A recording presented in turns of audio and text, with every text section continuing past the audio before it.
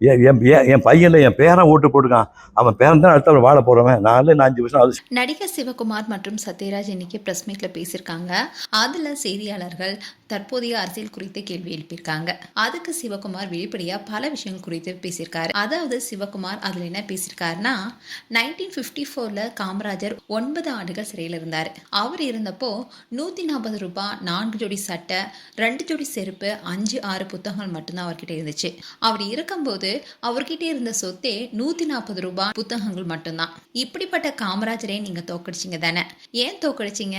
உங்களுக்கு மாற்றம் வேணுங்கிறதுனால தானே? அதோட அவரு பதவி ஏற்கிறதுக்கு முன்னாடி விஷக்கிருமிய தமிழ்நாட்டுடைய வேரா இருக்காங்கன்னு சொன்னாரு. ஆனா அவங்கள விஷக்கிருமின்னு நீங்க எப்படி சொல்ல முடியும்? ஏன்னா 59 வருஷம் அவங்க வாழ்ந்திருக்காங்க. திமுக 59 வருஷமா ஆண்டுட்டு தானே வந்தாங்க. ஆனா அதையும் பிடிக்காம தானே மக்கள் இப்போ விஜய்க்கு வாக்களிச்சிருக்காங்க. எனவே தீர்மானிக்கிறது மக்கள் தான். மக்கள் தான் நீதிபதியா இருக்காங்க. மக்கள் தீர்மானிச்சுட்டா அதை நாம உயரத்துக்கு கொண்டு சொல்லணும். கிட்டத்தட்ட 95% இளைஞர்கள் விஜய்க்கு வாக்களிச்சிருக்காங்க. அதுல 90% பேர் எந்த பணமும் வாங்காம வாக்களிச்சிருக்காங்க. பெண்களும் அதிகமான சதவீதத்துல வாக்களிச்சிருக்காங்க. இளைஞர்கள் அதிகமா விஜய்க்கு ஆதரவு தெரிவிச்சிருக்காங்க. அவங்களா யாரு? என்னுடைய பேரன்கள் தானே. என்னுடைய பேரன் இப்ப விஜய்க்கு வாக்களிச்சிருக்கா. அப்போ என் பேரை தான் இனி வாழ போறவன்.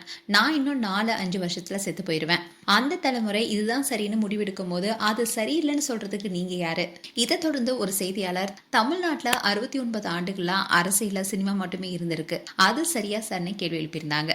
இதை தொடர்ந்து பேசிய சிவகுமார் என்ன சொல்லியிருந்தாருன்னா, காந்தி காலத்துல அரசியல் தலைவர்கள் மேல பல தாக்குதல் இருந்துச்சு.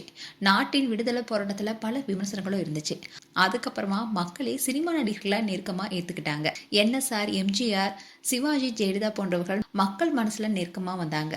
மக்கள் அவங்கள முன்னுதாரணமாகவும் கொண்டாங்க. மக்கள் தங்களை வெளிப்படுத்த விரும்பினாங்க. அதனாலதான் ஆரம்பத்துல இருந்தே அரசியலும் சினிமாவும் இணைந்திருக்கு. கருணாநிதி ஆகட்டும், அண்ணாவாகட்டும் படங்களுக்கு கதை வசனம் எழுதினவங்க தான். பல படங்களுக்கு அவங்க வசனம் எழுதியிருக்காங்க. அதன் அடிப்படையில அவங்க ஒரு எழுத்தாளரும் கலைஞரும் கூட. MGR, ஜெயலலிதா, விஜய் போன்றவங்களும் அந்த மரபில் இருந்து தான் வந்திருக்காங்க. மற்றவங்களை விட சினிமா பிரபலம் கிட்ட மக்கள் அதிகமா ஈர்க்கப்படுறாங்க. அதனாலதான் அந்த அணியும் உருவானது. இப்படி சிவகுமார் வெளிப்படையா பேசிய இந்த விஷயம் தான் இப்ப பேசும் பொருளா இருக்கு. மேலும் உங்களுடைய கருத்துக்களை கமெண்ட் செக்ஷன் சொல்லுங்க. மேலும் இது போன்ற வீடியோஸை பார்க்க நியூஸ் தமிழ் கிட்ஸ் சப்ஸ்கிரைப் பண்ணுங்க. மறக்காம நோட்டிபிகேஷன் பட்டனை கிளிக் பண்ணுங்க.